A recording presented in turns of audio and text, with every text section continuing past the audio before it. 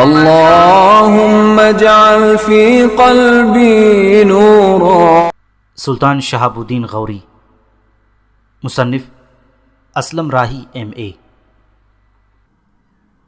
Episode 8۔ اگلے روز دوپہر کے قریب راجا بھیم دیو، رانی راج کنول، راجکماری کمار دیوی اور راجکمار رام دیو کھانا کھا کر جب فارغ ہوئے تب رام دیو کچھ سوچتے ہوئے باپ بھیم دیو کو مخاطب کر کے کہنے لگا، پتا جی، یہ ایبا نام کا لڑکا اتنا برا نہیں جتنا ہم نے اسے برا بنا کر اس کے ساتھ برا سلوک کرنا شروع کر دیا ہے۔ میں نے اس سے ملاقات کرنا چاہی لیکن کمار دیوی نے مجھے منع کر دیا تھا۔ اس بنا پر میں نے کل پنڈت اودھے مل کو اس کی طرف بھیجا تھا لیکن اودھے مل بھی اسے اپنا ہمنوا نہ بنا سکا۔ اس کے بعد کمار دیوی نے بھی اس سے ملاقات کی لیکن جو کچھ ہم اس سے منوانا چاہتے ہیں وہ نہیں مانا۔ پتا جی، کمار دیوی نے اس کے منہ پر تماچے مارے تھے۔ میں پوچھتا ہوں کہ اس کے ساتھ یہ سلوک کس جرم کی بنا پر کیا گیا تھا؟ ٹھیک ہے وہ یہاں سے بھاگا تھا، اس کا یہاں سے بھاگنا ہمیں اچھا نہیں لگا، اس لیے کہ ہم نے یہاں راج محل میں اسے ہر طرح کا آرام اور سکون مہیا کیا تھا، لیکن اس کا یہ مطلب تو نہیں کہ ہم اس پر ہاتھ اٹھائیں۔ اس سے پوچھنا چاہیے تھا کہ اسے یہاں کیا تکلیف تھی۔ اگر نہ بھی بتاتا تب بھی ہم پہلے کی نسبت اس سے اور زیادہ اچھا سلوک کرتے تو وہ شرمسار ہو کر ہمارے ساتھ رہنے کے لیے آمادہ ہو جاتا۔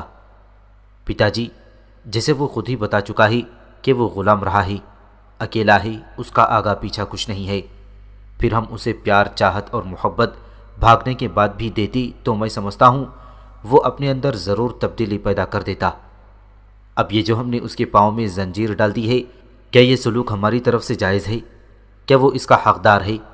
آخر اس نے کیا جرم کیا ہے؟ صرف بھاگا تھا، ہو سکتا ہے یہاں اسے کسی سے اپنی جان کا خطرہ ہو اور وہ بھاگ کھڑا ہوا ہو سکتا ہے راج محل کے اندر یا باہر سے کسی دھرم کے پجاری نے اسے دھمکی دی ہو اور اس نے بھاگنے میں ہی اپنی عافیت جانی ہو۔ کیا کسی نے اسے بھاگنے کی وجہ پوچھی؟ نہ میں نے، نہ ماتا نے، نہ پتا جی آپ نے۔ رہا سوال کمار دیوی کا، تو اس کا سلوک ہی اس کے ساتھ انوکھا ہے۔ ایک وہ موقع تھا کہ یہ اس کو چاہنے لگی تھی، اس سے محبت کرنے لگی تھی، اس سے منسوب ہو چکی تھی، اور پھر اس کے ایک بھاگنے کی غلطی نے ان سارے رشتوں کو ختم کر دیا۔ جہاں وہ پیار کے قابل تھا وہاں اسے تمانچوں کے قابل بنا دیا گیا، زنجیر پہنائے جانے کے لائق سمجھ لیا گیا۔ یہاں تک کہنے کے بعد رام دیو رکا، پھر کہنے لگا، پتا جی، میں اس کی سزا شروع ہونے سے پہلے کئی مواقع پر اس کے ساتھ بیٹھ چکا ہوں۔ وہ بڑی اچھی گفتگو کرتا ہے، بڑا سلجھا ہوا لڑکا ہے۔ اپنی زندگی میں وہ چونکہ بہت دھکے کھا چکا ہے، لہٰذا ہماری نسبت وہ زندگی کا وسیع تجربہ بھی رکھتا ہے۔ یہاں تک کہتے کہتے رام دیو کو رک جانا پڑا، اس لیے کہ بیچ میں کمار دیوی بولتے ہوئے کہنے لگی، بھائی، آخر یہ جو تم اس قدر تمہید باندھ رہے ہو، کیا کہنا چاہتے ہو؟ اپنے مطلب کی طرف آؤ۔ رام دیو نے ہونٹوں پر زبان پھیری، پھر کہنے لگا، پتا جی، آپ سے ایبا سے ملاقات کرنے کی اجازت چاہتا ہوں۔ ایک بار آپ مجھے اس سے ملنے کی اجازت تو دیں، ہو سکتا ہے جس راستے پر آپ اسے دیکھنا چاہتے ہیں میں پیار محبت سے اسے اس راستے پر لے آؤں گا۔ رام دیو کی اس گفتگو کے جواب میں نفرت اور بیزاری کا اظہار کرتے ہوئے کمار دیوی کہنے لگی، وہ راہ راست پر آنے والا نہیں ہے، وہ نفرت کے قابل ہے، اب تو وہ اس قابل ہو چکا ہے کہ اس کی گردن کاٹ دی جائے۔ کمار دیوی رکی، پھر اپنی بات کو آگے بڑھاتے ہوئے کہہ رہی تھی، بھائی، اب میں تمہیں اس سے ملنے سے روکوں گی نہیں، میری طرف سے تمہیں اجازت ہے، تم اس سے مل سکتے ہو۔ اب وہ اگر راہ راست پر بھی آ جاتا ہے تب بھی میری نگاہوں میں وہ گر چکا ہے، پہلا مقام حاصل نہیں کر سکتا، نہ میری منگنی اسے بچا پائے گی، نہ میرا اس کے ساتھ کوئی رشتہ اور رابطہ ہوگا۔ میرے پاس اب اس کے لیے نفرت کے سوا کچھ نہیں ہے۔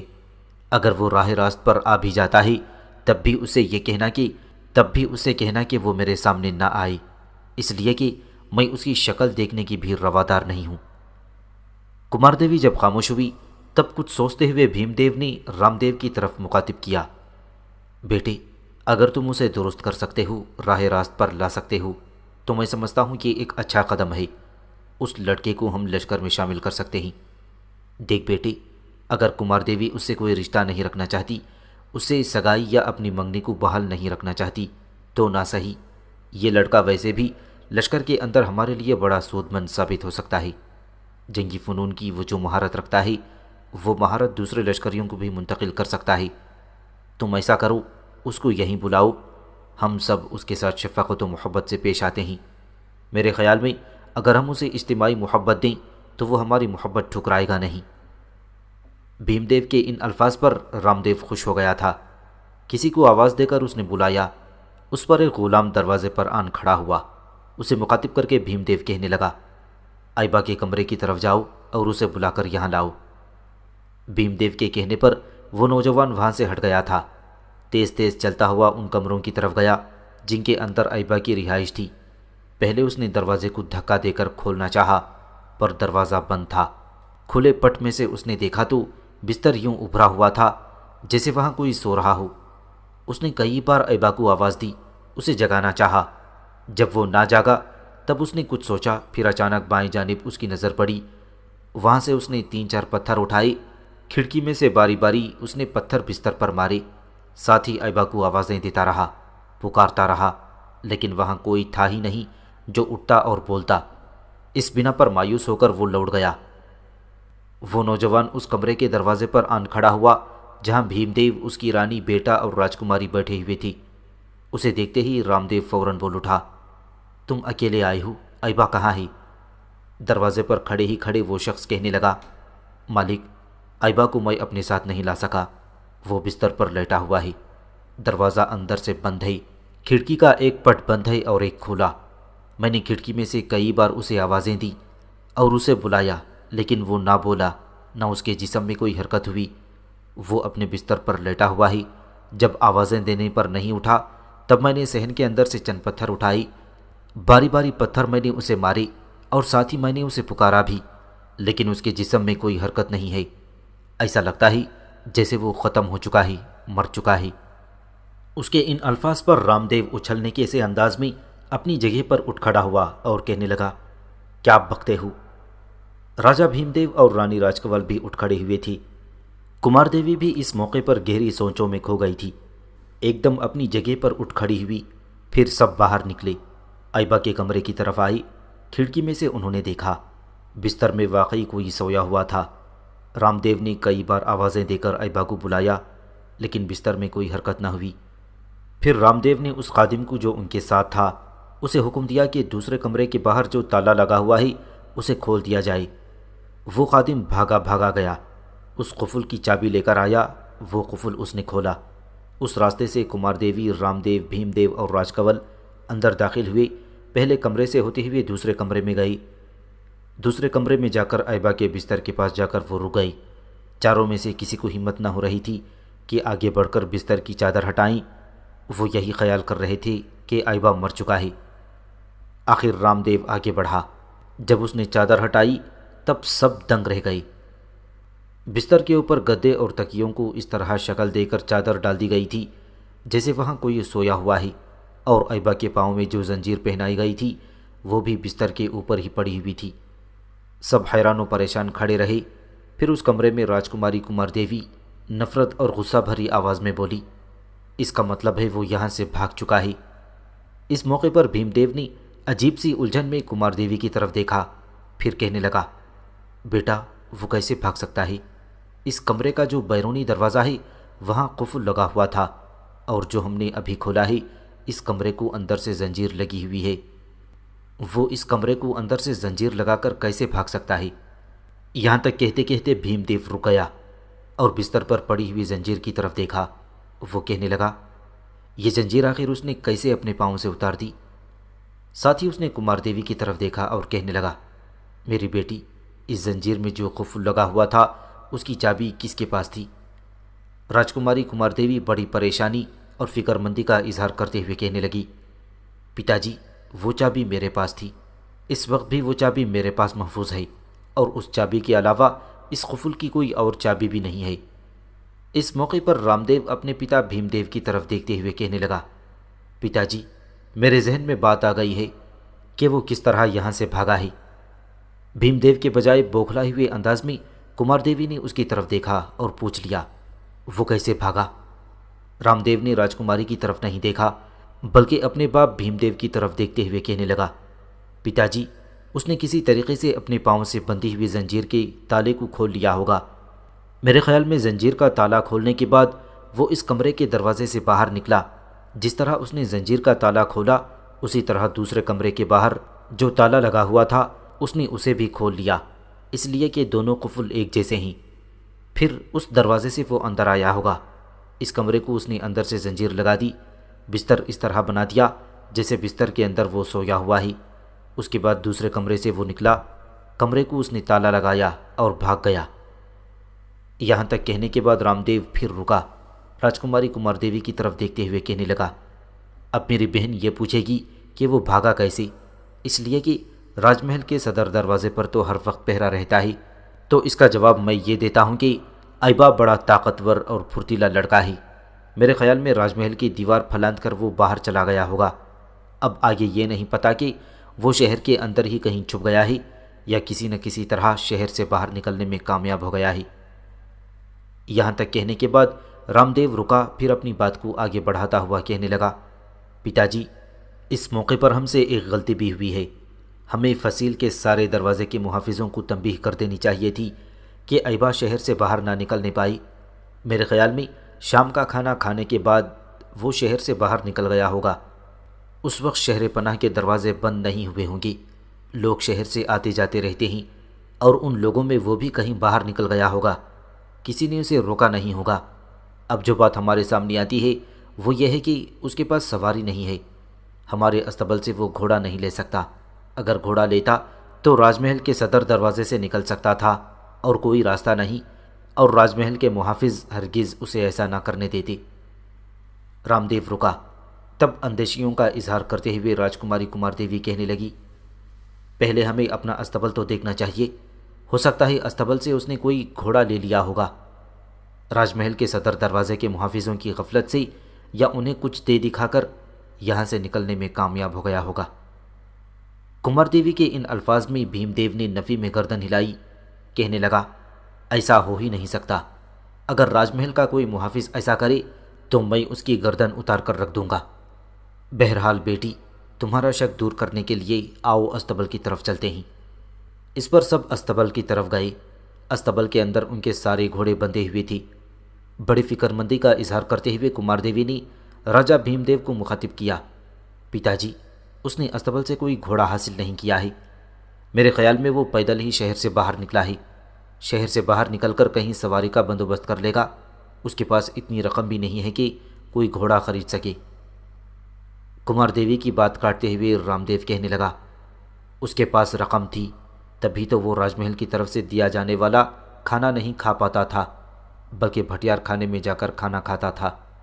میرے خیال میں شہر سے باہر نکل کر وہ کہیں چھپ گیا ہے یا کسی قریبی سرائے کا رخ کرے گا، اور وہاں سے اپنے لیے سواری کا بندوبست کر کے ادھر کو بھاگ کھڑا ہوگا جدھر کو وہ جانا چاہتا ہے۔ رام دیو کی اس گفتگو کے جواب میں کچھ دیر خاموش رہ کر راجا بھیم دیو کچھ سوچتا رہا، پھر ہلکے سے تبسم میں کہنے لگا، میرے خیال میں اس کے بھاگنے کو ہمیں کوئی مسئلہ نہیں بنانا چاہیے۔ اگر وہ بھاگتا ہے تو اس کے بھاگنے سے نہ ہمیں کوئی نقصان ہے اور نہ ہی ہم پر کوئی حرف گیری آتی ہے۔ اس کے علاوہ ہمیں اس کے بھاگنے کا افسوس تو اس وقت ہو اگر وہ ہماری کوئی قیمتی چیز لے کر بھاگا ہو، ایسا بھی نہیں ہوا، لہٰذا میرا خیال ہے اگر وہ یہاں سے چلا ہی گیا ہے تو اس موضوع پر مٹی ڈال دیں۔ بھیم دیو کی اس گفتگو سے رام دیو خوش ہو گیا تھا، کہنے لگا، پتا جی، یہ ٹھیک ہے، اگر وہ یہاں نہیں رہنا چاہتا تو ہمیں اسے یہاں زبردستی رکھنے کی کیا ضرورت تھی؟ وہ ہمارا غلام بھی نہیں تھا، ہم تو اسے ایک معزز مہمان کی طرح راج محل میں رکھنا چاہتے تھے۔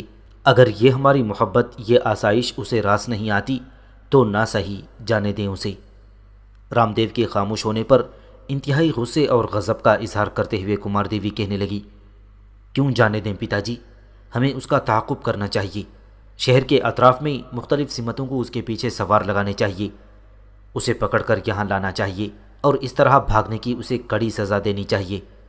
پتا جی، اگر آپ کی جگہ میں نہر والا کا راجا ہوتی تو اس ایبا کو ضرور گرفتار کرتی اور دوبارہ بھاگنے کے جرم میں اس کا سر قلم کرنے کا حکم دیتی۔ جواب میں بھیم دیو مسکرایا، آگے بڑھ کر کمار دیوی کو اس نے اپنے ساتھ لپٹا لیا، اس کی پیشانی چومی، پھر اس کا شانہ تھپ تھپاتے ہوئے کہنے لگا، بیٹی، غصے اور غضب کو ٹھنڈا کر دو، وہ یہاں سے بھاگ گیا ہے، بھاگنے دو۔ جب تم اس سے کوئی رشتہ نہیں رکھنا چاہتی اس سے اپنی سگائی بھی توڑ دی ہے، تب پھر اگر وہ بھاگتا ہے تو بھاگنے دو۔ میرے خیال میں اسے گرفتار کرنے کے لیے ہمیں اس کا پیچھا نہیں کرنا چاہیے۔ بہرحال اس موضوع پر لعنت بھیجو، اب آؤ کم از کم استبل سے تو باہر نکلیں۔ اس کے ساتھ ہی بھیم دیو اپنی رانی، راجکماری اور راجکمار کے ساتھ استبل سے نکل کر راج محل کے سکونتی حصے کا رخ کر رہے تھے۔ سلطان شہاب الدین غوری نے ملتان سے نکل کر اچ شہر کا رخ کیا تھا۔ ملتان میں نظم و نسق مکمل طور پر اس نے درست کر لیا تھا اور اب وہ اچ شہر میں حملہ آور ہونے کے ارادے سے نکلا تھا۔ سلطان شہاب الدین ابھی اچ شہر سے دور ہی تھا کہ اچ کا راجہ دلپت رائے اور اس کے لشکریوں کا سالار اعلیٰ بالک رام اپنے لشکر کو لے کر شہر سے نکلے تھے۔ انہوں نے شہر سے باہر نکل کر سلطان شہاب الدین غوری کا مقابلہ کرنے کا فیصلہ کر لیا تھا۔ دوسری طرف اچ کی رانی چمپانیر اپنے شوہر دلپت رائے کے اس فیصلے کے خلاف تھی۔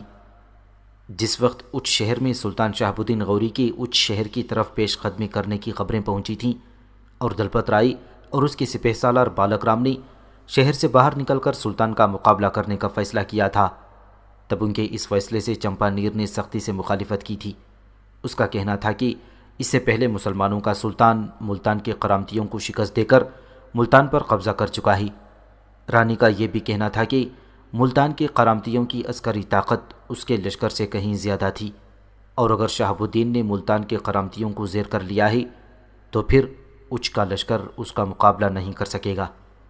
اس صورتحال کو دیکھتے ہوئے رانی چمپانیر نے اپنے شوہر دلپت رائے کو مشورہ دیا تھا کہ شہاب الدین غوری سے جنگ کرنے کے بجائے ایک وفد اس کی خدمت میں روانہ کرنا چاہیے اور اس کی اطاعت و فرمانبرداری قبول کر لینا چاہیے۔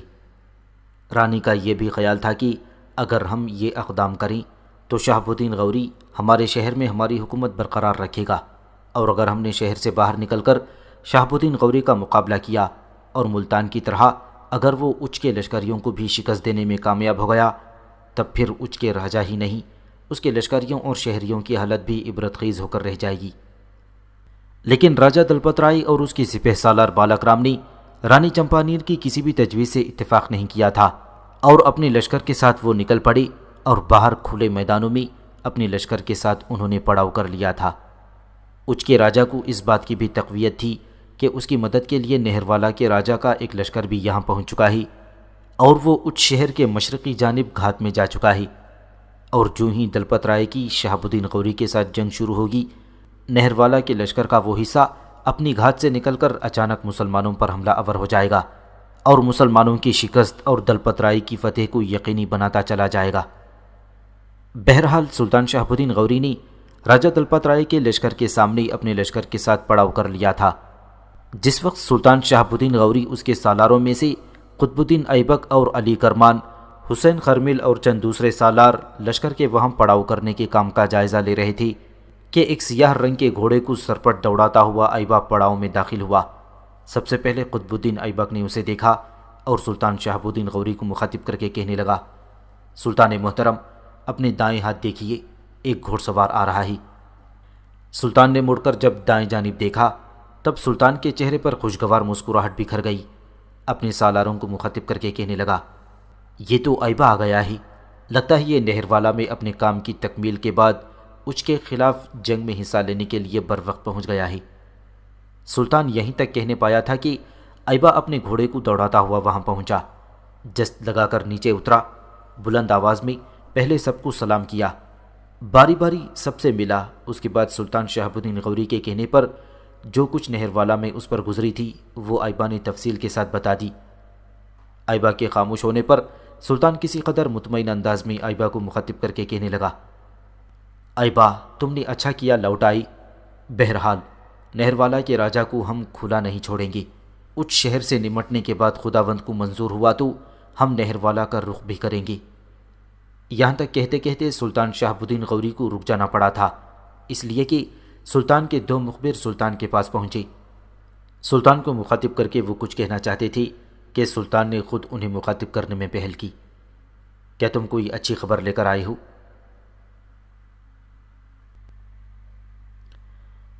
اس پر ان دو میں سے ایک قاصد بول اٹھا، سلطان محترم، بس ہم ایک ہی خبر لائے ہیں، اچھی ہے یا بری اس کا اندازہ آپ خود لگا لیجئے۔ سلطان محترم، یہاں سے لگ بھگ 5 میل مشرق کی ریت کی بلند ٹیلوں کا سلسلہ شروع ہوتا ہے۔ وہاں ایک لشکر نے گھات لگا رکھی ہے۔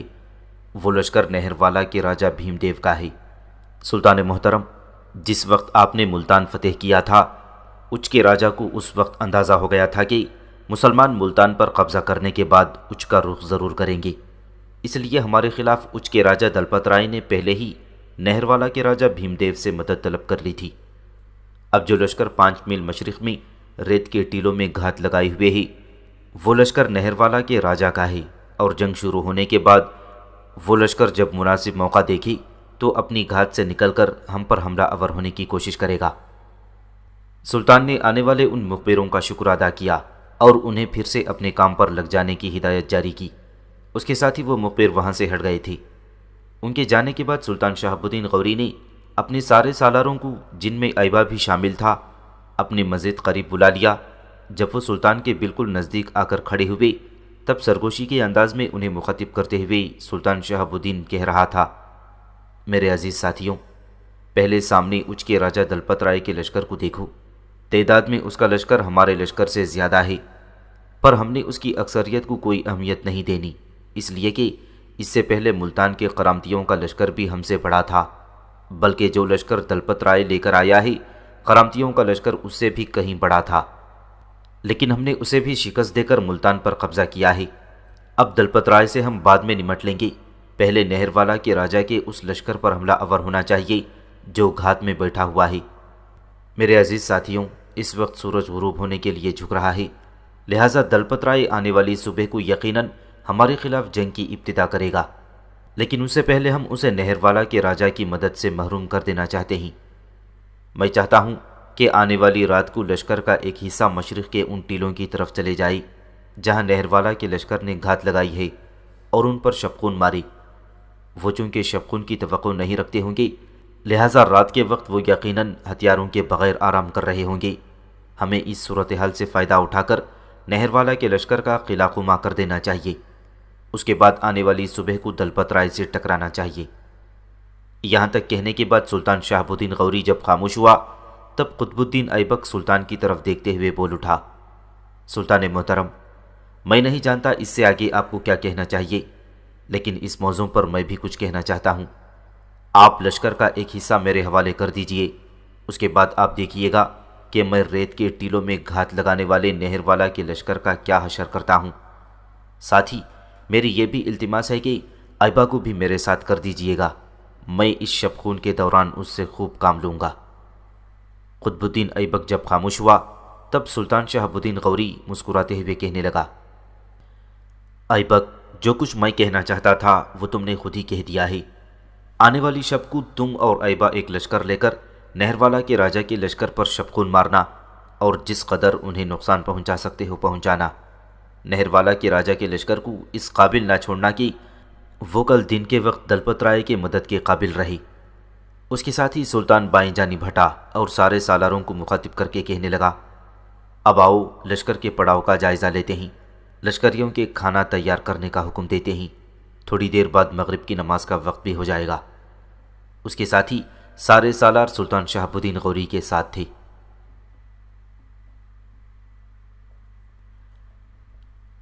رات راستوں کو ویران، فضاؤں کو سنسان کرتی، چاروں طرف خوابوں کو بچھاتی، گونجوں کے چکراتے لہراتے بھور کی طرح بھاگتی چلی جا رہی تھی۔ ایسے میں راجہ بھیم دیو کا لشکر بے کران صحرائی ویرانیوں میں اس طرح پڑا تھا جیسے سپاہیوں کے اعضاء پرسکون ہو گئی ہوں۔ ہر موت کو رد کر کے انہوں نے انوکھا اطمینان حاصل کر لیا تھا، جبکہ ان کے آس پاس یہ بے کران وادیوں میں فضا ان سے تانگ جھانک کرنے والی تھی۔ ایسے میں خون رنگ فضاؤں میں ایک انقلاب رونما ہوا۔ قطب الدین ایبک کی سرکردگی میں زمین پر زین کسنے والے اور آسمان پر کمند ڈالنے والے مجاہد ریت کے ٹیلوں کے اندر راجہ نہر والا کے لشکر کا رخ کر رہے تھے۔ پھر اچانک قریب جا کر قطب الدین ایبک اور ایبا اپنے لشکر کے ساتھ نہر والا کے لشکر پر قدم قدم قیامت کھڑی کرتے ہلاکتوں کے جلتے الاؤ اور دل کو پتھر کر دینے والے آندھیوں کے شبخون کی طرح حملہ آور ہو گئے تھے۔ نہر والا کے لشکری اپنا اسلحہ کھول کر بیٹھے ہوئے تھے، اس لیے کہ انہیں اطمینان تھا کہ اگر زیادہ جلدی میں اپنے کام کی ابتدا کرنی پڑی تو ایک دن بعد ہی کہیں جنگ ہونے کے بعد وہ مسلمانوں پر حملہ آور ہو سکیں گے۔ لیکن یہاں قطب الدین ایبک اور ایبا نے جو شبخون مارا تھا، اس شبخون کے باعث ان کے حواس ایک طرح سے معطل ہو گئی تھی۔ نہروالا کے راجہ بھیم دیو کے اس لشکر کا جو سالار تھا، اس نے اپنی طرف سے پوری کوشش کی کہ جلدی جلدی اپنے لشکر کو تیار کر کے حملہ آوروں کا مقابلہ کر سکیں، لیکن دیر ہو چکی تھی۔ قطب الدین ایبک اور ایبا اپنے ساتھیوں کے ساتھ بھیم دیو کے لشکر کے اندر تباہیوں کی ہواؤں، خواہشوں سے لبریز قوت اور اڑتے تند لمحوں کی طرح گھستے چلے گئی تھی، اور بھیم دیو کے راجہ کے وسطی حصے میں جا کر مسلمانوں نے ان کا قتل عام کرنا شروع کر دیا تھا۔ بھیم دیو کے اس لشکر کا سالار اپنے لشکریوں کو حملہ آوروں کا مقابلہ کرنے کے لیے کہہ رہا تھا۔ جب اس نے دیکھا کہ اس کے لشکر کا مکمل طور پر قتل عام ہو چکا ہے اور اب مقابلہ بیکار ہے، تب وہ بھاگ کھڑا ہوا۔ اس موقع پر ایبا نے، جو اس کے لشکر کے قریب ہی تھا، اپنے ترکش میں ایک تیر تولا۔ اس تیر کے پروں کے ساتھ کپڑے کا ایک چھوٹا سا ٹکڑا بندھا ہوا تھا۔ پھر جب اس نے نشانہ تاک کر تیر مارا تو تیر بھیم دیو کے لشکر کے سالار کا سینہ چیرتا ہوا نکل گیا۔ بھیم دیو کے لشکر کا سالار تیر لگنے سے زین پر دوہرا ہو گیا تھا، تاہم اپنے گھوڑے کو ایڑ لگاتے ہوئے وہ اپنے ساتھیوں کے ساتھ ہو لیا تھا جو شکست اٹھا کر بھاگ رہے تھے۔ اس طرح رات کی تاریکی میں قطب الدین ایبک اور ایبا نے اپنے ساتھیوں کے ساتھ بھیم دیو کے لشکر پر کامیاب شبخون مارا اور بھیم دیو کے لشکری شکست اٹھا کر بھاگ گئی۔ شاید انہوں نے اپنے شہر نہروالا کا رخ کیا تھا۔ ان کے پاس اسلحے کی صورت میں جس قدر سامان تھا، وہ سارا قطب الدین ایبک نے لشکریوں کے ساتھ سمیٹا اور سورج طلوع ہونے سے پہلے وہ اپنے لشکر میں واپس چلا گیا تھا۔ دوسرے روز جنگ کی ابتدا کرنے کے لیے اچ کے راجہ دلپت رائے نے اپنے لشکر کی صفیں درست کرنی شروع کر دی تھیں۔ وہ اور اس کے لشکریوں کا سالار بالک رام اپنے گھوڑوں کو ادھر ادھر دوڑاتے ہوئے اپنے لشکریوں کے صفوں کا جائزہ لے رہے تھے۔ اسی لمحے ان کا ایک آدمی اپنے گھوڑے کو سر پر دوڑاتا ہوا آیا اور اس جگہ آن رکا جہاں دلپت رائے اور بالک رام دونوں کھڑی تھی۔ اپنے گھوڑے سے وہ اترا، گردن کو خم کرتے ہوئے دلپت رائے کو تعظیم دی اور کہنے لگا، مالک، ایک بری خبر لے کر آیا ہوں۔ نہروالا کے راجہ بھیم دیو نے ہمارے لیے جو لشکر بھیجا تھا، اس کی طرف سے اب ہمیں کوئی امید نہیں رکھنی چاہیے۔ آنے والے مخبر کے ان الفاظ پر دلپت رائے اور بالک رام دونوں ہی پریشان ہو گئے تھے۔ دلپت رائے نے اسے مخاطب کیا، کیا کہنا چاہتے ہو؟ کھل کر کہو۔ کیا بھیم دیو کا وہ لشکر واپس چلا گیا ہے اور اس نے ہماری مدد کرنے سے انکار کر دیا ہے؟ اس پر مخبر نے پہلے نفی میں گردن ہلائی، پھر کہا، مالک، ایسی کوئی بات نہیں ہے۔ گزشتہ شب مسلمانوں کے لشکر کا ایک حصہ اس لشکر پر حملہ آور ہوا تھا۔ انہوں نے ایسا سخت اور جان لیوا شبخون مارا کہ بھیم دیو کا سالار مارا گیا، اور بھیم دیو کے لشکر کی اکثریت کو انہوں نے موت کے گھاٹ اتار دیا، اور لشکریوں کو اپنی جانیں بچانا نصیب ہوا، اور جو اپنی جانیں بچانے میں کامیاب ہو گئی وہ نہروالا کی طرف بھاگ گئی ہیں۔ بھیم دیو کے اس لشکر کا جو سالار تھا، اسے مسلمان لشکری کا تیر لگا تھا۔ کچھ دور تک وہ اپنے ساتھیوں کے ساتھ بھاگتا رہا اور راستے میں دم توڑ گیا تھا۔ اس کے ساتھ اس کی لاش کو نہروالا کی طرف لے گئے ہیں۔ بھیم دیو کے لشکر کی طرف سے اب ہمیں کسی مدد اور تعاون کی امید اور توقع نہیں رکھنی چاہیے۔ یہ خبر کے بعد وہ مخبر چلا گیا۔ دلپت رائے اور اس کا سالار بالک رام تھوڑی دیر تک چپ چاپ اپنی جگہ پر کھڑے رہے۔ پھر دلپت رائے نے بالک رام کو مخاطب کیا، بالک رام، میں سمجھتا ہوں جنگ کی ابتدا ہی برے شگون سے ہونے لگی ہے۔ میں تو یہ خیال کرتا تھا کہ جب ہم مسلمانوں سے جنگ کی ابتدا کریں گے اور مسلمانوں کو اپنے ساتھ جنگ میں مصروف کر لیں گے، اس وقت جب گھات میں بیٹھا بھیم دیو کا لشکر اپنی گھات سے نکل کر مسلمانوں پر حملہ آور ہوگا تو مسلمانوں کی بے بسی اور لاچارگی قابل دید ہوگی، لیکن لگتا ہے حالات کچھ اور ہی رخ اختیار کرنے والے ہیں۔ یہاں تک کہنے کے بعد دلپت رائے رکا۔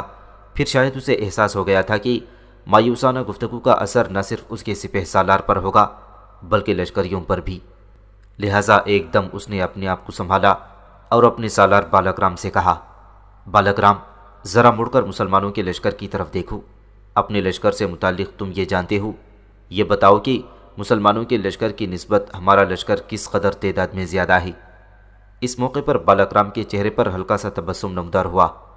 کچھ دیر تک وہ شہاب الدین غوری کے لشکر کا جائزہ لیتا رہا، پھر دلپت رائے کی طرف دیکھتے ہوئے کہنے لگا، مہاراج، جہاں تک میرا اندازہ ہے ہمارا لشکر مسلمانوں کے لشکر سے دگنے کے قریب ہے۔ یہ الفاظ بالک رام نے بلند آواز میں کہے تھے تاکہ اس کے لشکری بھی سن لیں۔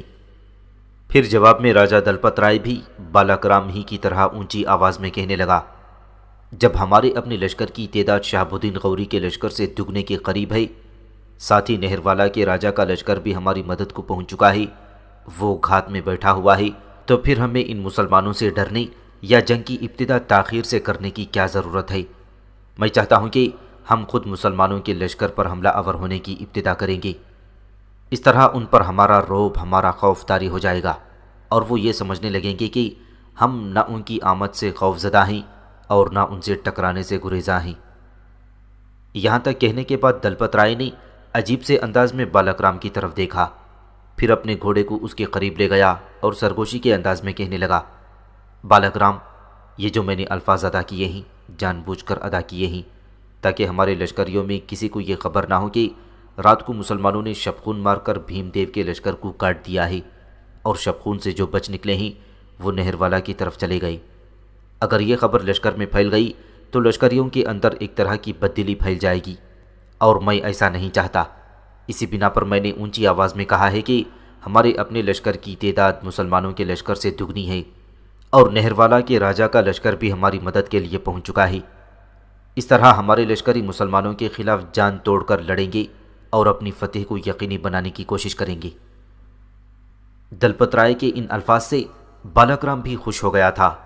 پھر وہ دلپت رائے کو مخاطب کر کے کہنے لگا، مہاراج، میرے خیال میں اب ہمیں اپنے لشکریوں کو انتظار کے کرب میں نہیں ڈالنا چاہیے، ہمیں خود جنگ کی ابتدا کر دینی چاہیے۔ اگر جنگ کی ابتدا ہماری طرف سے ہو تو اس کا ہمیں فائدہ ہوگا، مسلمان لشکریوں پر ہمارا رعب اور خوف طاری ہوگا کہ ہم خود ان پر حملہ آور ہونے کی جرأت اور ہمت رکھتے ہیں۔ دلپت رائے نے بالک رام کے ان الفاظ سے اتفاق کیا۔ اس کے بعد وہ اپنے چھوٹے سالاروں کے ساتھ جنگ کے دوران لشکر کی ترتیب اور تنظیم کو آخری شکل دینے کے بعد دلپت رائے نے حملہ آور ہونے کے لیے اپنے لشکر کو آگے بڑھایا۔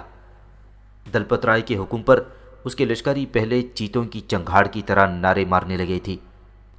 جواب میں سلطان شہاب الدین غوری کے لشکر میں بھی ہر آواز کو دربدر کر دینے والی تیز ہواؤں کی فسوں کی طرح تکبیر بلند ہونا شروع ہو گئی تھی۔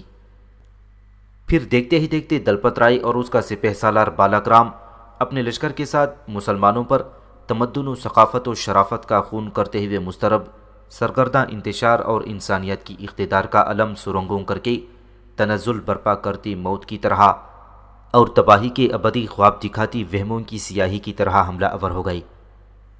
دوسری طرف سلطان شہاب الدین غوری، اس کے سالاروں اور لشکریوں نے بھی اپنی کارروائی شروع کر دی۔ تکبیریں بلند کر کے وہ دلپت رائے اور بالک رام کے لشکر پر جسموں کا آشوب بنتی اور آنسوں کے صحیفے رقم کرتی غموں کی ہولناک شدت، دیار کی تقدیر بدلتی اذیتوں اور سمراٹ فضاؤں میں زہر آلود رشتے کھڑی کرتی جذبات کی خوفناک شدت کی طرح حملہ آور ہو گئی۔ دونوں طرف سے لشکری ایک دوسرے پر دکھوں کی چھاؤں خون کی بارش کرنے لگے تھے، اور فضاؤں کے دھویں کی طرح جسم و روح ایک دوسرے سے جدا ہونا شروع ہو گئے تھے۔ لمحوں کے اندر ہی میدان جنگ رفتہ سیل محشر کی صورت اختیار کر گیا تھا۔ ذرے ذرے پر خوف و ہراس پھیلنا شروع ہو گیا تھا، اور لمحے لمحے میں وحشتیں رقص کر اٹھی تھیں۔ کچھ دیر تک دونوں لشکروں میں اس شہر کے نواح میں ہولناک جنگ ہوتی رہی، اور دلپت رائے اور بالک رام کے لشکر کی تعداد زیادہ تھی۔ دونوں نے اپنی طرف سے پوری کوشش کی کہ کسی نہ کسی طرح شہاب الدین غوری کے لشکر پر حاوی ہو کر اسے پسپا ہونے پر مجبور کر دیں، لیکن ان کی ہر کوشش، ان کی ہر جد و جہد اور جتن ناکام رہی، اور پھر جنگ طول پکڑنے لگی۔ شہاب الدین کے لشکری بڑی تیزی سے دلپت رائے کے لشکر کی تعداد کم کرنے لگے تھے، اور پھر آہستہ آہستہ وقت کی آنکھ نے دیکھا کہ شہاب الدین غوری کے لشکر کے مقابلے میں دلپت رائے کے لشکر کی حالت تمناؤں کی بنجر زمین، منحوس ساعتوں، زرد چہروں، اجاڑ موسموں سے اجڑی بستیوں اور دکھوں کے اندھے کنوؤں سے بھی ابتر ہونا شروع ہو چکی تھی۔ دلپت رائے جو اپنے لشکر کے وسط میں رہتے ہوئے اپنے لشکریوں کو جنگ کے لیے ابھار رہا تھا، اس نے یہ بھی دیکھا کہ اس کے لشکر کی اگلی صفیں پامال ہو چکی تھیں۔